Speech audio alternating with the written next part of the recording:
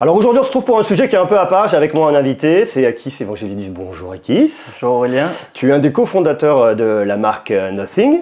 C'est ça. Et puis on est venu aujourd'hui pour parler de la marque, essayer de connaître un peu les coulisses, savoir ce qui se passe quand on crée une marque qui part de zéro, une marque que vous avez créée en 2020, si je dis pas de bêtises. Fin 2020, ouais. C'est bien ça. Je t'ai connu à OnePlus avant, je sais que tu as travaillé chez Sony avant aussi, il me semble. C'est ça. C'est ce qu'il m'a dit LinkedIn ce matin en fait.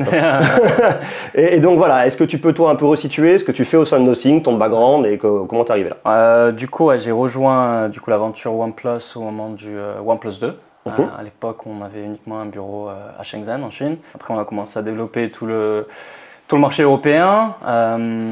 Et après, j'ai ouvert également l'entité en France. Du coup, c'était il y a déjà 5 ans. Ouais. 5 ans. Et après, bon, les choses sont plus ou moins bien passées. Mais ouais, ça, c'était notre histoire. Majoritairement, j'étais responsable de plusieurs lancements de produits. Notamment le OnePlus Nord à l'époque, etc. Donc, je m'occupe de la même chose chez Nothing. Je gérais tous les lancements de produits, la partie marketing. Et voilà, quoi. Et on avait, du coup... on a cofondé Nothing fin 2020, c'est bien ça fait presque 3 ans maintenant. Quand tu me dis on, c'est qui? Donc on est plusieurs cofondateurs. Donc tout d'abord on a bien évidemment Carl Pei qui était un des cofondateurs historiques de OnePlus. On a également David Saint-Martin qui était un des premiers employés chez OnePlus à l'époque aussi. On a également Teenage Engineering, qui sont une marque tech un petit peu plus niche sur l'audio, etc.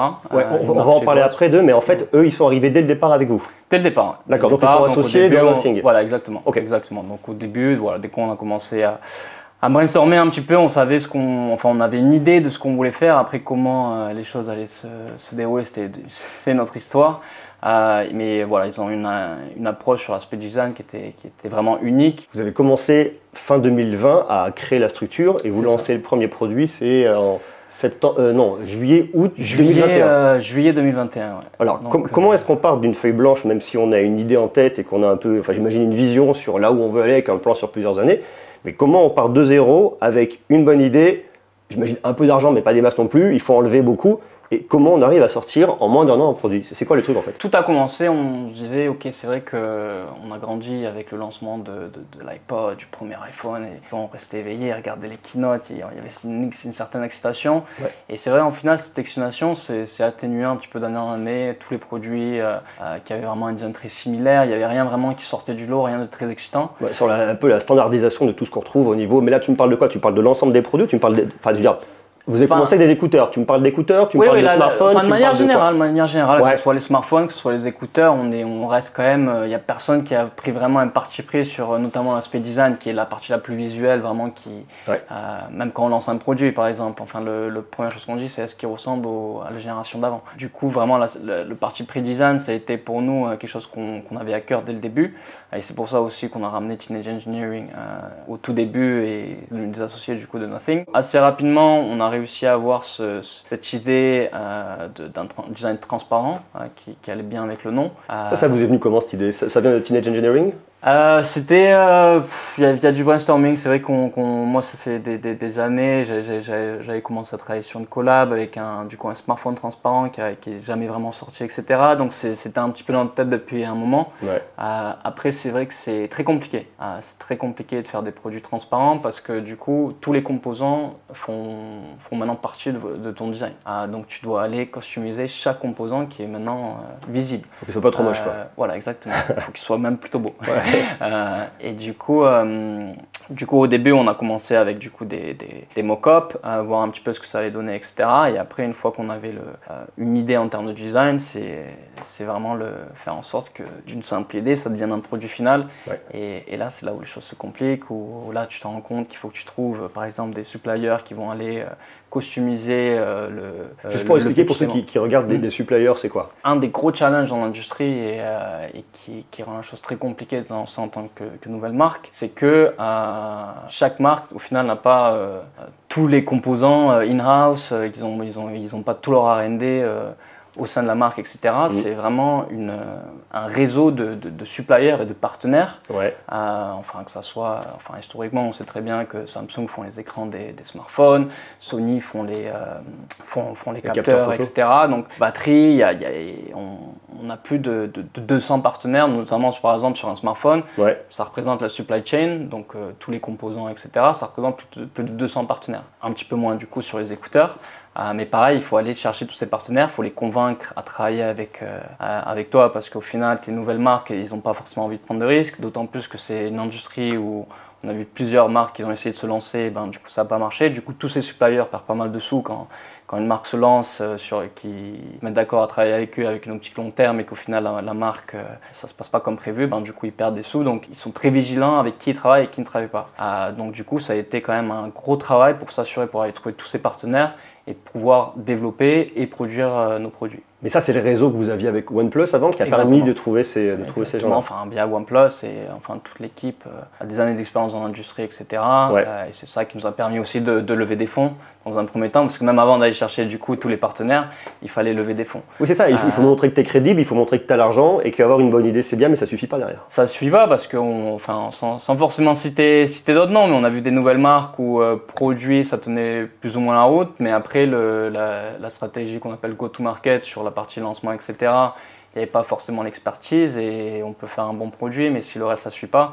Et c'est ça qui rend également la chose beaucoup plus difficile, parce qu'il faut tout faire parfaitement. Tu ne peux pas juste développer un bon produit et pas s'assurer que de la manière dont tu vas le lancer, les partenaires avec qui tu vas le lancer, etc., si ça ne suit pas, le produit ne va quand même pas se vendre. Et on est dans une industrie où il faut faire du volume. Pour avoir justement la confiance de tous les partenaires sur la supply chain, et pour avoir éventuellement des prix préférentiels sur le long terme, etc. etc. Parce que vous, quand tu commences par des écouteurs à 99 € à l'époque, le tarif n'est pas non plus hyper élevé. J'imagine qu'ils, je ne sais pas si vous font les meilleurs tarifs parce que vous êtes un peu, pas les outsiders, mais vous êtes les nouveaux venus, même si votre... donc là, en tant que nouvelle marque, tu as les pires conditions. C'est-à-dire en termes de prix, tu vas payer plus cher qu'une marque qui est déjà lancée, qui fait des centaines de milliers de produits.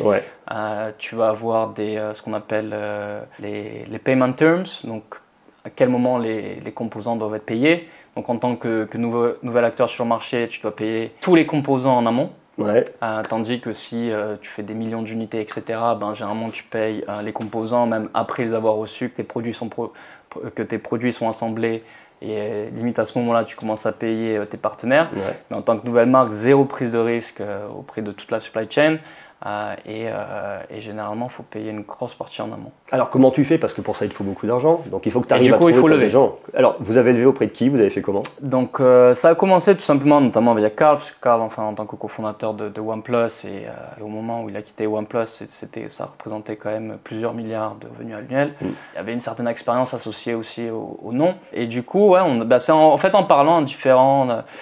investisseurs, aussi des amis, que ce soit même quelqu'un comme Casey Neistat avec qui on avait bossé via OnePlus. Et au final, ils partageaient le même sentiment sur le statut de l'industrie, sur le contexte de l'industrie, que voilà, il n'y avait plus vraiment une marque qui crée un certain niveau d'émotion, enfin quelque chose un petit peu de nouveau, quoi. Et du coup, même si ne savait pas comment forcément on allait faire ça, etc., tout le monde était d'accord avec notre point de vue envers l'industrie. Ils ont dit ok, en fait ces gars-là ils ont déjà fait ça, il y a des années qu'ils font ça, donc s'il y a une équipe qui peut éventuellement réussir, c'est bien celle-là. Donc on a réussi à avoir Casey Neistat, Tony Fadell également, l'inventeur de l'iPod, qui était très proche de Steve Jobs, très impressionnant aussi, il nous aide beaucoup, énormément d'expérience. Kevin Lin, aussi un des cofondateurs de Twitch, Steve Hoffman, le cofondateur SEO de Reddit, donc des gros noms qui ont investi du coup, je crois le seed round c'était un peu plus de 7 millions de dollars. Ce qui n'est pas grand chose, mais c'était suffisant pour commencer à se lancer. Et après, du coup, il y a Google Ventures qui est le fonds d'investissement de Google, ça. Exactement. Exactement, et qui est vraiment séparé de Google. Et voilà, quoi. Et on a pu vraiment, du coup, début 2021, commencer à développer ce Year One. On s'était mis d'accord sur l'identité visuelle de la marque et des produits. Compliqué, parce qu'on s'est rendu compte qu'au final, ça soit la colle qui est appliquée entre les différents matériaux, etc., pour pas qu'elle soit visible. Plein de challenges associés à ce design qui était certes unique, mais très compliqué à faire, et notamment à faire sur une grande échelle. On se parle de plusieurs centaines de milliers de produits, et en termes de contrôle de qualité, etc. Chaque développement R&D et tout ça doit être testé et compagnie, et du coup c'était beaucoup de challenges sur un premier produit, et du coup qu'il fallait sortir aussi assez rapidement, parce que tu es limité en termes de capital, il faut sortir assez rapidement en espérant que ça marche pour pouvoir lever par la suite. En fait, c'est le produit qui vous a permis de financer le smartphone, en fait. Exactement. D'accord. L'idée, c'est pour ça que vous avez commencé par des écouteurs. Exactement. Ça nous permettait, ça reste quand même un segment qui est assez mature en termes de développement. Ouais. Du coup, c'était vraiment, on a eu bossé l'aspect différenciation, notamment sur le design, et c'était un petit peu notre case study pour pouvoir aller lever plus, pour aller des montants beaucoup plus élevés pour pouvoir éventuellement produire le Phone One. Et quand tu as tout un groupe d'anciens de OnePlus qui part et qui vont s'attaquer ensuite à sortir un smartphone en juillet 2022, si je dis pas de bêtises, c'est il y a un an, est-ce qu'à un moment, vous n'avez pas un OnePlus qui est là, qui se dit « Wow, qu'est-ce qu'ils nous font cela ?» Et ils vont voir nos partenaires. Vous êtes sur Android, donc vous allez forcément voir Google pour travailler avec eux. Les puces, c'est du Qualcomm. À un moment, est-ce qu'ils vont pas chercher à se dire « Ok, ces gens-là, c'est bien, mais c'est un peu les personnes à abattre parce qu'ils sont bien sympas, mais il y a un moment, ils risquent de nous faire de l'ombre. » Vous avez eu des soucis avec eux ou pas? Non, après, ça reste quand même un très gros groupe. Des nouvelles marques, c'est aussi une industrie qui est très compliquée. Ouais. Donc, c'est pas forcément... ça reste quand même deux marques à des niveaux différents. Ouais. Après, Google et Qualcomm, ça a été... Enfin, depuis le début, ils ont vraiment cru en Nothing, en l'aventure Nothing. Ils nous aident énormément en termes de ressources, sur les composants, sur la partie développement, etc. Ouais. Donc, ces partenaires-là sont contents de voir une nouvelle marque. Et d'autant plus, en termes de résultats, on est la marque Android qui a le plus gros taux d'utilisateurs qui viennent d'un iPhone. Okay. Du coup, même si on est en termes de volume, on est ça, tu le mesures comment? Tu le mesures quand les gens installent leur smartphone et qu'ils transfèrent de la data? Comment tu arrives à savoir que ces gens ils viennent? Je ne sais pas, c'est des données de Google, mais je pense que c'est toujours des données anonymes, mais ils ont le moyen de savoir, je pense, sur quel smartphone. Et sur de la migration, des choses comme ça? Sûrement. Ok. Intéressant. Aujourd'hui, vous en êtes où? Parce que donc après vous avez sorti quoi, 3 écouteurs? Du coup, on a sorti les premiers écouteurs, donc 2021. Ouais. Ça nous a permis de lever pour après lancer du coup le Phone One. Yes. Le Phone One c'était un beau challenge aussi, notamment, parce que c'est un petit peu le challenge, c'est que tu dois développer tes produits, tu dois construire les équipes, tu as plein en fait de choses à faire en parallèle qui sont associées au fait de lancer une nouvelle marque et en plus de ça développer des produits. Du coup, à l'époque du Phone One par exemple, on a utilisé un partenaire externe pour commencer à développer le Nothing OS parce qu'on n'avait tout simplement pas eu le temps de recruter l'équipe en interne. C'est plus ou moins bien passé, du coup on a internalisé notre équipe. Donc vous avez monté des équipes pour gérer l'OS ensuite? Voilà, exactement. Okay. Donc on a notre propre équipe. On a redéveloppé tout l'OS qui a été introduit avec Android 13, du coup en début d'année. Et là, ça devient intéressant parce que du coup, on a à peu près 100 ingénieurs sur la partie software et même sur le 2, etc. On va avoir un certain niveau d'innovation avec Nothing OS 2.0 et on a une belle roadmap qui va suivre maintenant qu'on a les rênes entre les mains sur notre OS. À un moment, est-ce que tu dis... Est-ce que c'est foutu l'histoire? Est-ce qu'on va y arriver? Est-ce qu'on va pas y arriver? Il y a forcément des moments où tu te dis je pars de zéro et je dois commencer à financer mon premier produit plus mon deuxième produit. La prise de risque est toujours là. J'imagine qu'il y a beaucoup de capital personnel que toi et tous les cofondateurs avaient mis dedans. Est-ce qu'il y a un matin où tu te dis bon voilà, c'est bon, on va pas y arriver, c'est mort, c'est trop compliqué? Après voilà, faut toujours y croire, etc. Mais ouais, on a eu des moments plus tendus que d'autres. Et notamment sur les premiers produits, il y a énormément de problèmes à gérer.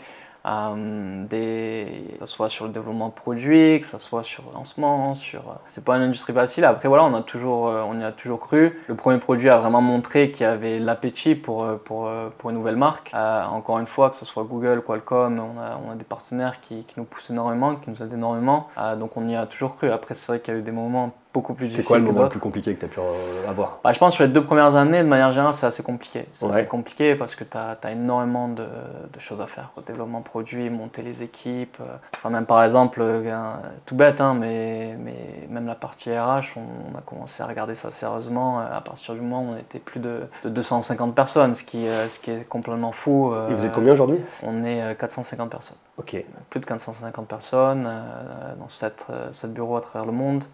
Les produits première génération, il y a toujours énormément de difficultés. Tu rencontres énormément de difficultés sur la partie développement. Tu as un timing qui ne peut pas être déplacé. Par exemple, le lancement du Phone One, on n'avait pas le choix. Il fallait à tout prix lancer en juillet parce que du coup, comme tu payes tous tes composants en amont, il faut être sûr de te payer à un moment donné, mais si tu pousses le lancement, toi tu as déjà payé tous les en amont, mais en fait tu pousses en fait ton entrée de. Oui, il faut que ça sorte, il faut que ça rentre à un moment. Voilà, exactement. Et le moins de gap qu'il y a entre les deux, le mieux c'est.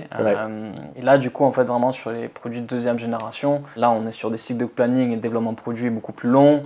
On va aller vraiment chercher le détail, que ce soit sur la partie design, même sur le Phone 2, de la manière dont tu as designé le Phone 2, c'était beaucoup plus rigoureux que sur le Phone 1 qui était un petit peu un process un petit peu plus artistique, disons. C'est plus freestyle. Voilà, là on avait vraiment une approche très soignée, avec un grid system, ce qu'on appelle, pour avoir une certaine symétrie et beaucoup d'itérations, etc. Donc ça, c'est qu'on n'est pas forcément le luxe à l'époque de faire ça. Ça, c'est pour tous les produits, que ce soit Air 2 aussi. Pour moi, c'est un produit qui est hyper abouti. On allait chercher vraiment, on avait un niveau de détail sur la partie design, sur la partie software également, avec l'app Nothing X. On voit vraiment une vraie montée en gamme sur tous les niveaux. Est-ce que vous avez réussi à vendre ce que vous voulez? Je veux dire, quand tu lances un produit, à un moment, tu te dis, bon, ok, on finance ci et ça. On doit en vendre tant. Il n'y a pas le choix. Vous avez atteint les objectifs ou pas? Enfin, là, du coup, on vient d'annoncer une nouvelle levée de 96 millions. Ok. Et tout simplement, si tu ne fais pas tes objectifs, tu ne vas pas pouvoir lever, quoi. Parce qu'au final, on est rentré dans cette industrie, les gens ont investi par rapport à l'équipe qu'il y avait en place, par rapport à ce qu'on avait fait. C'est la confiance en pas forcément ce qu'on allait faire. Ouais. Et c'était des promesses qu'il fallait remplir, et ce, à chaque produit. Et en fait, c'est chaque produit qui nous a permis d'aller toujours plus loin. Et là, c'est vrai que si on regarde, on a récemment passé le cap des 1,5 million d'unités vendues. 1,5 million d'unités vendues du Phone. Non, tous nos produits. Tous vos produits. Le Phone, c'est vendu. Pour l'instant, on est à plus de 800 000 unités. C'est quoi l'objectif du Phone One? Tu te dis, il faut en vendre combien sur un premier? On était à plus de 100 000. Ok. Plus de 100 000, donc cool. Mission accomplie. Ouais. Et c'est ça vraiment qui nous a permis aussi de lever et de tout simplement développer le Phone 2. C'est-à-dire si ça se passait pas bien Phone 1, il n'y aurait pas eu de Phone 2. Donc là, vous avez levé 96 millions de dollars. De dollars. Récemment. Oui, on a annoncé littéralement la semaine dernière. D'accord, donc si on suit la logique de ce que tu m'as dit, c'est-à-dire que si tu lèves là de l'argent, c'est pour les projets futurs. Exactement. C'est pour ce qui va arriver après. Exactement, c'est pour ce qui va arriver. Donc du coup, les investisseurs, ils regardent, ils peuvent regarder le Phone 2, voir, juger le produit, voir qu'est-ce qui arrive par la suite, regarder la roadmap, etc. Revoir tous les financial plans qu'on a en place, etc. et décider s'il faut investir ou pas. Il n'y a aucune marque sur les 10 dernières années qui s'est lancée dans cette industrie, qui a réussi à vendre 800 000 unités son premier produit. Donc c'est en soi, même si c'est une goutte dans l'océan, quand on regarde à l'industrie de manière générale, quand on regarde sur les 10 dernières années, une nouvelle marque s'est lancée, c'est du jamais vu, et c'est là que les investisseurs ils se disent qu'il y a peut-être quelque chose à faire. Mais ça qui est intéressant, parce que tu me disais tout à l'heure, le constat de base, c'est de se dire on est dans une industrie, on prend notamment le smartphone, même les écouteurs, tout se ressemble. Donc du coup, il y a un peu une espèce de côté un peu tristouné, parce que bon, mis à part des fois des blogs photos qui sont un peu différents, mais il n'y a pas de proposition qui soit un petit peu sexy. Alors ma question c'est en fait, est-ce que c'est les autres qui ont des goûts de shot, ou alors est-ce que c'est vous qui avez une idée de génie et pour se dire... Parce que en fait, votre idée elle est belle. Il y a déjà des marques qui avaient essayé, je pense à Xiaomi, qui avait essayé de sortir un smartphone avec un dos transparent, mais qu'en fait, c'était pas réellement un dos transparent. C'était un truc qui a été designé, qui ressemblait à un dos transparent, parce que ça devait être un peu compliqué à industrialiser l'histoire. Mais en fait, est-ce que c'est justement le fait de se dire, bon, on veut faire un truc différent, on va chercher Teenage Engineering, et eux vont nous apporter le côté bon goût dont on a besoin, que les autres n'ont plus aujourd'hui? Est-ce que c'est ça le truc en fait? Je pense que c'est une approche de manière générale, c'est-à-dire tous ces gros groupes qui marchent, donc ok, ils vont essayer de faire un petit design transparent par-ci par-là, mais il n'y a pas vraiment une vraie histoire à raconter, il n'y a pas une vraie image de marque. Là, en commençant de zéro avec cette volonté de faire un design différent, c'était la première étape. C'est-à-dire quand tu fais partie d'un grand groupe comme ça, le niveau de flexibilité sur ce qui peut être fait, c'est très minime. Et généralement associé à un petit peu de marketing, mais il n'y a pas vraiment, il n'y a pas de fond.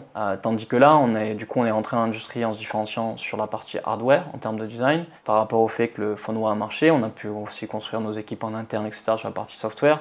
Donc là, cette année, gros focus sur la partie software et amener un niveau d'innovation. Et c'est ce qu'on va voir également sur Nothing OS 2.0. Plusieurs innovations et un vrai point de vue sur l'expérience Android d'un regard Nothing. Et du coup, ça va aller plus loin que ce qu'on avait sur le Phone One. Beaucoup plus loin.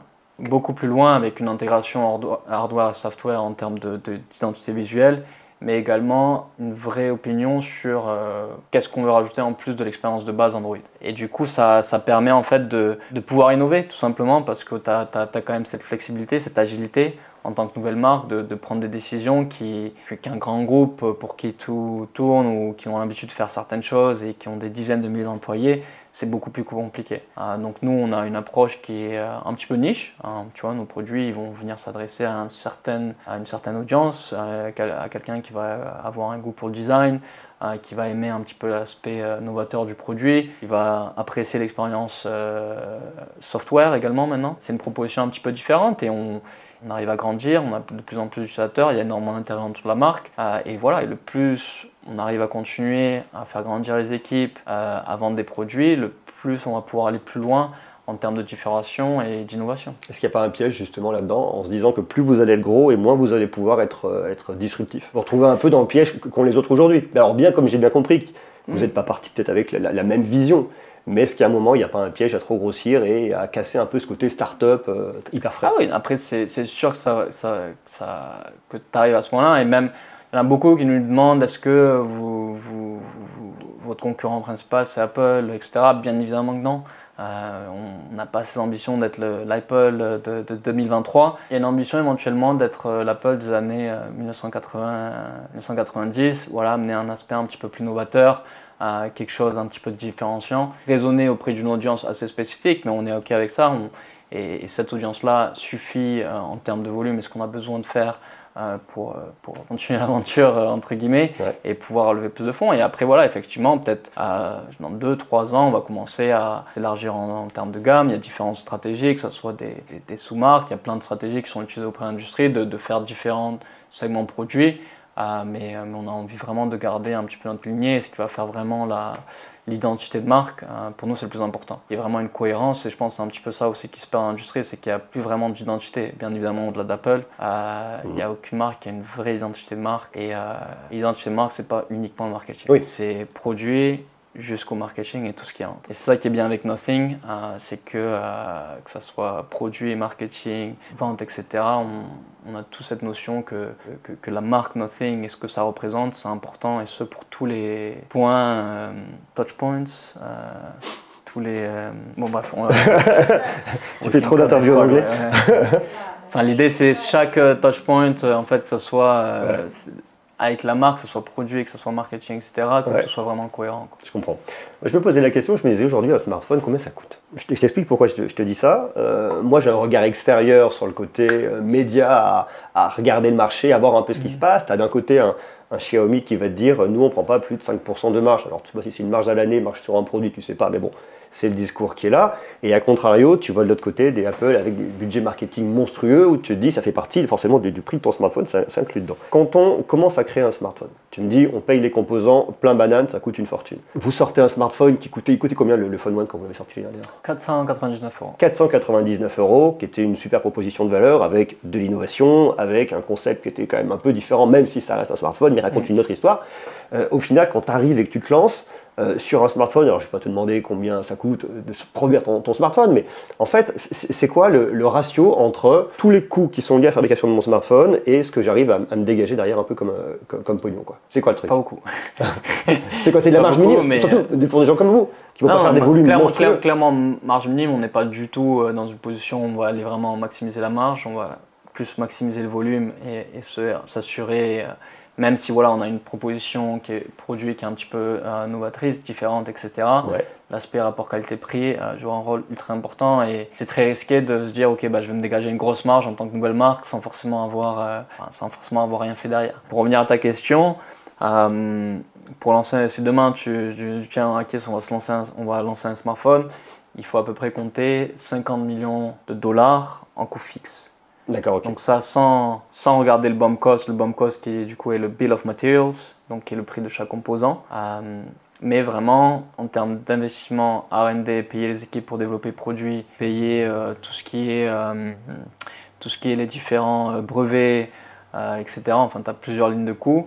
tu as déjà un coût fixe de 50 millions. Et ça, c'est sans avoir sorti un smartphone de l'usine. Bah, c'est ça, 50 millions déjà que tu dois poser sur la table sans avoir vendu absolument rien du tout. Exactement. Et après, du coup, à chaque smartphone, tu vas du coup payer un coût qui est le bill of material, qui est le coût de chaque composant. Sur ce, tu as différentes parties de coût, que ce soit partie SAV, tu as un pourcentage qui est associé jusqu'à la marge que tu vas aller payer auprès de tes partenaires qui vont distribuer ton produit. Et là, tu arrives à un coût final. Et tu vas rajouter également les taxes, etc. etc. Donc, au final, ta marge... il reste pas grand-chose. Il reste pas grand-chose. Et notamment en tant que nouvelle marque. Après, voilà, c'est un petit peu... Ça fait partie du jeu. Pour l'instant, nous, le focus, c'est vraiment la croissance, le volume. Et après, dès qu'on aura aussi une grosse base d'utilisateurs, etc., ben là, tu peux offrir des services, notamment sur la partie software, etc., pour commencer à améliorer ton niveau de marge. Vous visez quel volume sur la vente du Phone2 ? On n'a pas forcément un volume spécifique en tête. Là, on met le maximum. On s'arrange d'un point de vue supply chain pour avoir ces genres de milestones. Ça nous donne des windows en termes de forecasting sur lesquels on peut être assez précis. Donc là, par exemple, on va lancer le smartphone d'ici 2 semaines. Et du coup, dès qu'on a les premiers chiffres des données, ben là, il faut rajouter le smartphone. Mais l'idée, c'est, voilà, encore une fois, en tant que marque, on doit continuer notre croissance. Donc l'année dernière, on avait fait 200 millions de chiffre d'affaires, donc sans communiquer sur un officiel. Bien évidemment, pour nous, l'objectif, c'est la croissance. Moi, de ce que j'en comprends sur votre marque, vous n'êtes pas une marque qui est liée à un produit. Vous êtes plus une marque qui est liée à l'innovation et à une histoire. Donc, bien qu'en commençant par des écouteurs, en passant par un smartphone, parce que c'est aujourd'hui le produit qui permettra d'attraper des consommateurs sur d'autres catégories de produits, en fait, c'est quoi un peu la frontière, la limite où vous n'irez pas ? Est-ce que c'est lié uniquement à ce que vous allez réussir à lever en fonds ? Est-ce que demain, dans 10 ans, 20 ans, on peut peut-être penser avoir une télé Nothing avec un design totalement différent ? C'est quoi en fait Après, c'est ça, c'est là que ça devient fascinant, c'est qu'une fois que tu as réussi notamment faire un smartphone, tu vois, c'est plus de 3000 composants, c'est probablement un des produits sur le hardware le plus compliqué à faire. Donc une fois que tu arrives à avoir l'équipe, à réussir sur ce marché-là, après le reste c'est facile entre guillemets. Mais voilà, pour l'instant il ne faut pas non plus trop se disperser. Enfin, tu vois, là on a lancé le Phone 2, on a enfin une équipe software, etc. Mais il y a énormément encore à faire. Même la vision software sur les 3 prochaines années est dingue. Il y a vraiment une volonté de faire vraiment quelque chose d'unique. Mais pareil, il va falloir construire les équipes, etc. Et garder aussi un élément de focus. Qui est très important parce que généralement, quand tu dis, ok, là on a vendu 1,5 million de produits, on est des oufs entre guillemets et on y va à fond les manettes, mais pas du tout. Pas du tout, il faut vraiment garder la tête sur les épaules et garder quand même un vrai focus sur le produit, faire les choses bien et pas aller trop vite. Est-ce que vous allez sortir un smartphone tous les ans ? Pour l'instant, c'est ce qui est prévu. Okay. C'est ce qui est prévu. Et voilà, on est dans une industrie quand même où il y a énormément de lancements, il y a énormément de compétition. Il faut rester quand même, en termes de propositions pour les utilisateurs, il faut rester sur un produit en termes de ce qui se fait de mieux, quoi. Où est-ce que sera Nothing dans 7 ans ? Très, très compliqué à dire. Vous avez forcément une roadmap qui vous emmène un peu loin. C'est où le plus loin de votre roadmap ? Voilà, parce que 3 prochaines années. 3 prochaines années. Donc quand tu vas avoir des investisseurs que tu arrives à lever 96 millions de dollars, ils ont une vision sur 3 ans. C'est ça. Ok. C'est ça en termes de roadmap, produit. Après voilà, il y a différents scénarios également.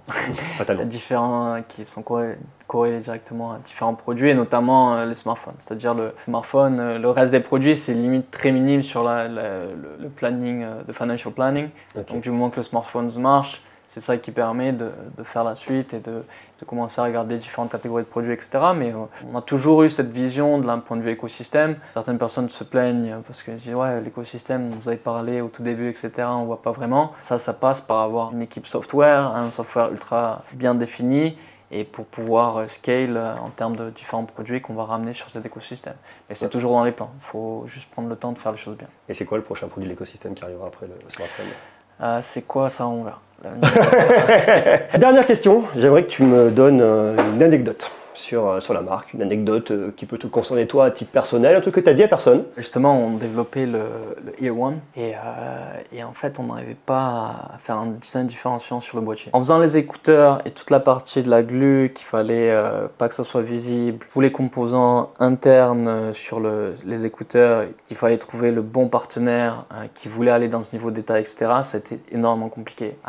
Donc en fait, on avait fini les écouteurs et là, il fallait s'attaquer au boîtier des écouteurs. Et là, ça a été un petit peu le fight en interne.